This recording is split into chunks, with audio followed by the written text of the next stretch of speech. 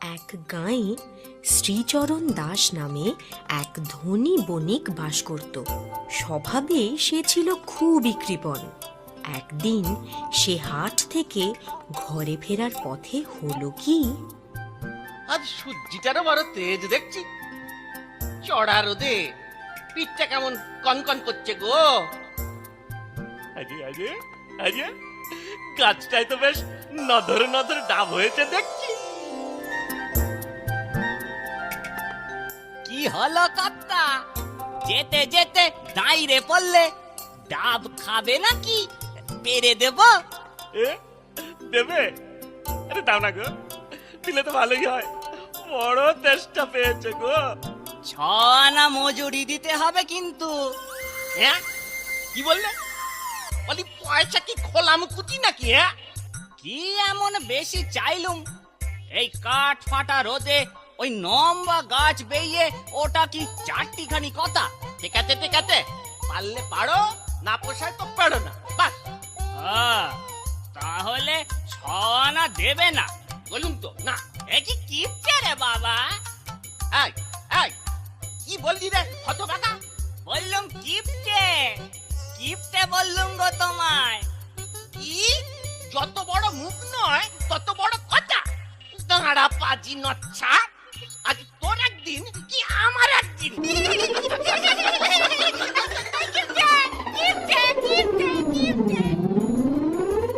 কত বড় সাহস, আমায় বলে কিচ্ছে। বড্ড বাড় বেড়েছে। আরে গাছটাও দেখছি কম বাড় বাড়েনি। কি ধ্যাড়খানা লম্বা রে বাবা, যেন আকাশে গুঁতো মারছে গো। এক কাজ করি, একটা ঢেলা ছুঁড়ে দেখি কি হয়।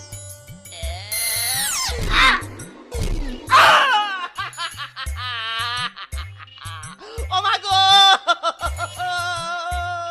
ও বাবা গো। না না না, এবার আমি নিজেই গাছে উঠবো। সেই ছেলেবেলায় কত গাছ বেয়েছি। হ্যাঁ, অনেকদিন অভ্যাস নেই যা, চেষ্টা করে দেখি না খেতে কি। হ্যাঁ,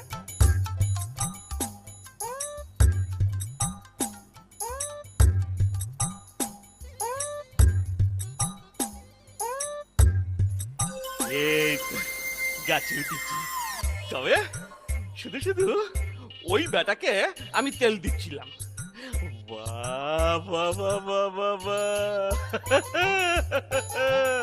ডাবগুলো শুধু জল নয়, ভালো শ্বাসও আছে মনে হচ্ছে। ভালোই হলো, খিদেও মিটবে, তেষ্টাও মিটবে।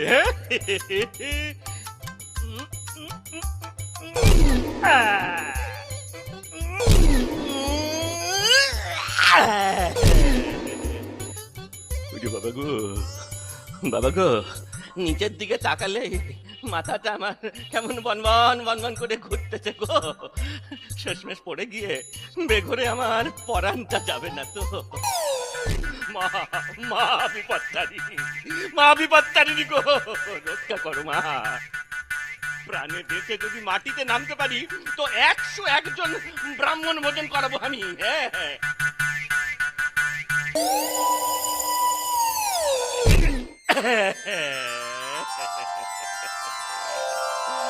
জাগোয়া, জোর বেঁচে গেছি। হ্যাঁ, কিন্তু প্রাণের ভয়ে 101 বামুনের কথা বলা আমার বোকামু হচ্ছে। মা বিপত্তারিণী গো, মা বিপত্তারিণী, অপরাধ নিও না গো মা। ঠিকঠাক করে আমায় মাটিতে নামিয়ে দাও মা গো। 101 না হলেও 51 জন ব্রাহ্মণকে আমি নিশ্চয়ই খাবো।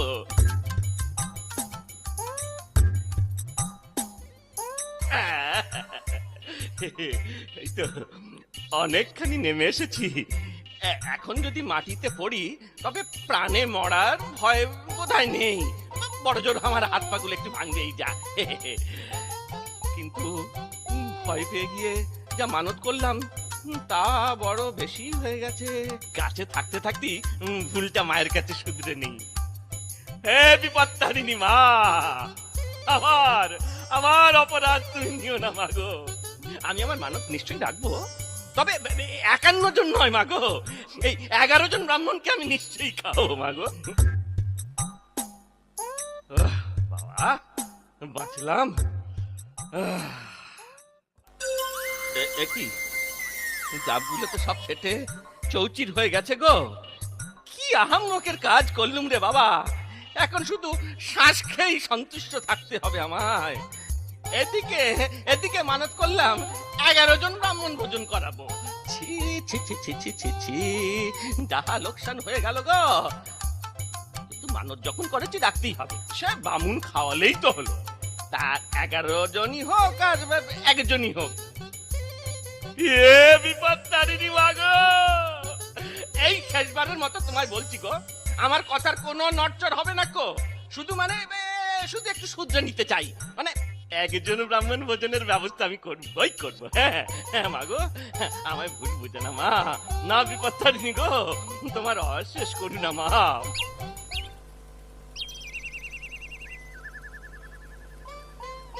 হ্যাঁ গা, তারপরে কি হলো গা? কি আর হবে গা, লোভে পড়ে কি বোকামনটাই না আমি করলাম গো। একেবারে ডাহা লোকসান হয়ে গেল গো। তুমি পরানি বেচেছো, সেটা আবার কম কি বলো? তা যা বললে, যাক ওসব লাভ লোকসানের কথা এখন যাক। এবার মানত রাখতে কাকে খেতে বলি বলো তো গিন্নি? আমি বলি কি, আমাদের ঘরের কাছেই তো নিবারণ চক্রবর্তী থাকে, তাকেই বলো না। তুমি খেপেছ গিন্নি।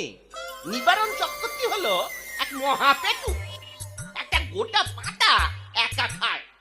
তাহলে আমি ভাবছি কি, এই কালিদাস চক্রবর্তী আছে না, ওই কালিদাস চক্রবর্তীকে বলবো। একে ওই হার গিলে চেহারা ওর, ঠিক এতটুকু পেট, তার উপরে আবার হেপরু গিয়ে। ও বেশি খেতে টেতে পারে না, আমাদেরও খরচটা কম হবে। সেই ভালো, তবে ওকেই বলে দাও। এখন যাই, কালী চক্রবর্তীকে বলে আসি, কাল দ্বীপহরে খাবার গিলে আমার 14 পুরুষ উদ্ধার করতে।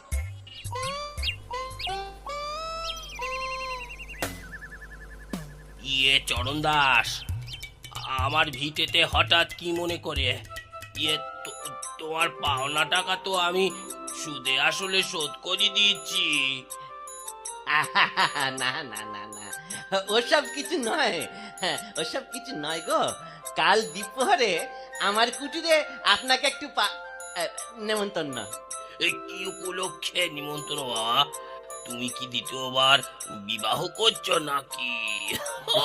কি যে বলেন পণ্ডিত মশাই, একজনকে খাওয়াতে পড়াতে এত খরচ, আবার আর একজন। আমি মা বিপত্তারিণীর কাছে মানত করেছিলাম তো, তাই। ব্রাহ্মণ ভোজন, তা কজন? এই সব মিলিয়ে 1 জন গো। 1 জন? ঠিক আছে, কাল আমি সময় মতো পৌঁছে যাব।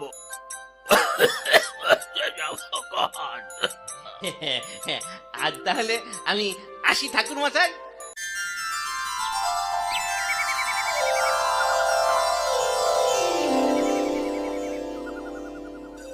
গিন্নি, ও গিন্নি, তোমার রান্নার যা যা দরকার জোগাড় করে দিয়েছি। এবার আমি হাটে যাচ্ছি, কেমন? সে কি, তুমি আজকেও হাটে যাবে? বাড়িতে বামুন অতিথি হয়ে আসবে, সে কি ভাববে বলো দেখিনি? আজ না হয় নাই বা গেলে। আরে বাবা, সেই জন্যই তো আজ হাটে যেতেই হবে, না হলে বামুন খাইয়ে এদিকেও লোকসান ওদিকেও লোকসান, তাহলে কি চলবে? বরং কিছু বেশি ব্যবসা হলে পুষিয়ে যাবে ক্ষণ। আর তুমি তো রইলে, আমি চললুম গো।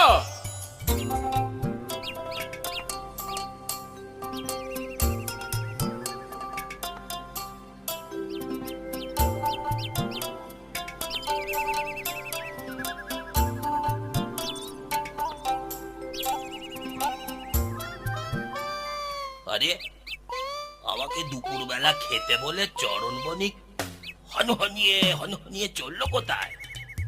এই যে, আমাকে আবার ধাপ্পা দিল না তো? বিশ্বাস নেই। যাই চরণের ঘরে গিয়ে দেখি আসি।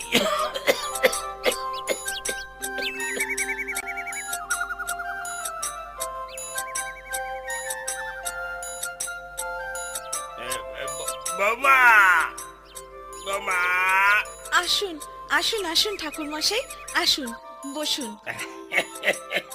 ব্যস্ত হইও না বাবা, আমি এখন বসবো না। চরণকে হনহনিয়ে যেতে দেখলাম, আমাকে দুপুর বেলা খেতে বলে গেল কোথায়? আসলে উনি গেছেন একটা জরুরি প্রয়োজনে। আপনি কিচ্ছুটি ভাববেন না, আমি তো আছি। আপনার যত্নের কোনো ত্রুটি হবে না।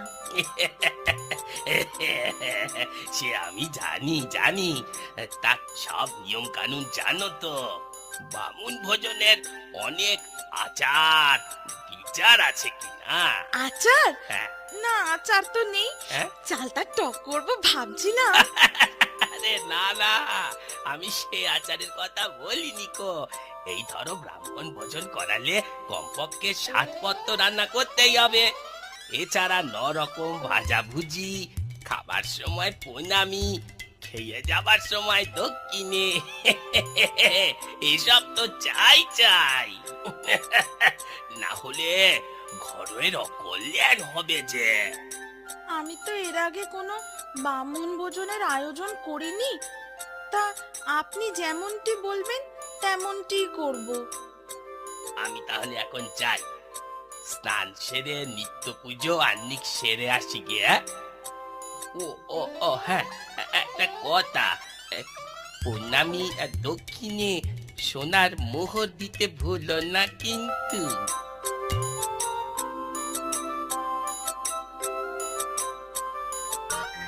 শোনো গিন্নি,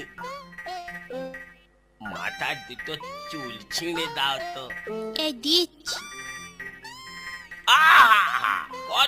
করো কি আমার নয়, তোমার মাথার চুল। মলোজা, আমার মাথা চুল দিয়ে তোমার কি হবে বলো দেখি? কথা না বাড়িয়ে যা বলছি তাই করো না, কাজে লাগবে বলেই না চাইছি।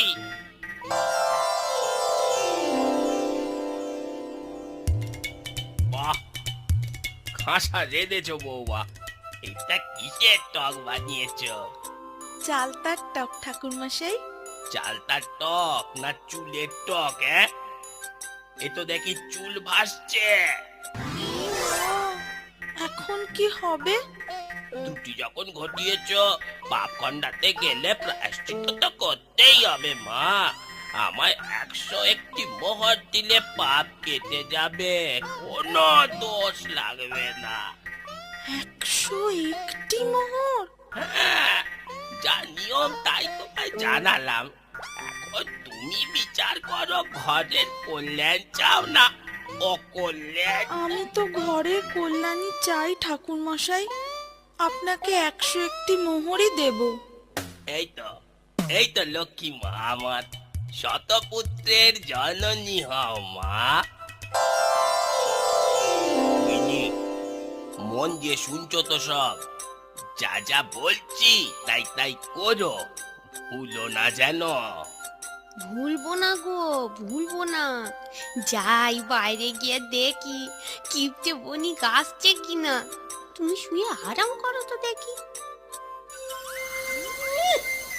আমার সঙ্গে চালাকি, আমার পয়সা হাতিয়ে আমার ঘরের কল্যাণ। দাঁড়া, একবার বাগে পাই, দেখাচ্ছি তোকে মজা। ও মা গো, আমার কি সর্বনাশ করলে গো।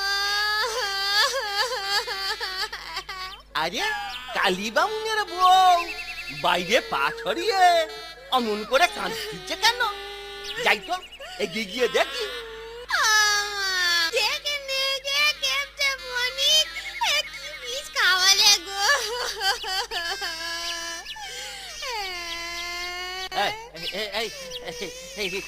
কি হয়েছে কি বামুনের? আর কি হয়েছে, আপনার বাড়ি থেকে ফিরে রক্ত বমি করে ঘরে আধমরা হয়ে শুয়ে আছে গো। চেঁচিও না, লোকে শুনতে পাবে। শুনুক, লোকে শুনুক আপনার কুকীর্তি। বামুনের কিছু হলে আপনি প্রাণে বাঁচবেন ভেবেছেন? খেতে হবে না, আমি রাজার কাছে নালিশ জানাবো, আপনাকে শুলে চড়াবো। সে চড়িও খন, কিন্তু বদ্যি না দেখে কাঁদলে পরে কি চলবে? এ তো দেশে বুদ্ধির কাজ নয়, রাজ বুদ্ধির কাজ। সে তো অনেক খরচ। ও কাঁদে না কাঁদে না, কাঁদে না, ছাড় ছাড় ছাড়। এই নাও দুটো মোহন নাও, রাজবদ্দি ডাকো।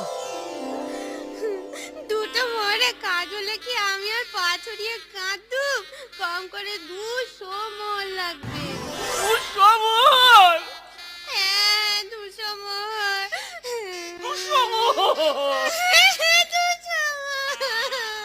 200 মোহর? 200 মোহর? 200 মোহর? ঠিক আছে ঠিক আছে, 200 মোহরই দিচ্ছি তোমায়। কাঁদে না কাঁদে না, ছাড় ছাড়। এই না 200 মোহর নাও। দিন, দিন। আমি এক্ষুনি ছেলে গোপালকে রাজবদ্দি ডাকতে পাঠাচ্ছি। দেরি করো না, দেরি করো না, তাড়াতাড়ি পাঠাও। যান তাহলে। হ্যাঁ তাই ভালো, আমি এবেলা যাই। হ্যাঁ, এ বিপত্তারিণী মা, মা গো, বামুন ঠাকুরকে প্রাণে বাঁচিয়ে তোলো মা। বামুন ঠাকুর না বাঁচলে রাজাতে আমার শুলে চড়াবে গো। শুলে চড়ালে আমি শুনেছি ভীষণ লাগে। ও বাবা গো, না না, শুলে টুলে আমি উঠতে পারবো না গো। ঠাকুর, বিপত্তারিণী মা গো, বামুন ঠাকুরকে তুমি বাঁচিয়ে তোলো। হ্যাঁ, এবার আমি তোমার কাছে সত্যি সত্যি মানত করছি মা, যদি বামুন ঠাকুর বেঁচে ওঠে তবে আমি 101 জন ব্রাহ্মণ ভোজন করাবোই করাবো। এই মানত আমার নড়চড় হবে না গো মা।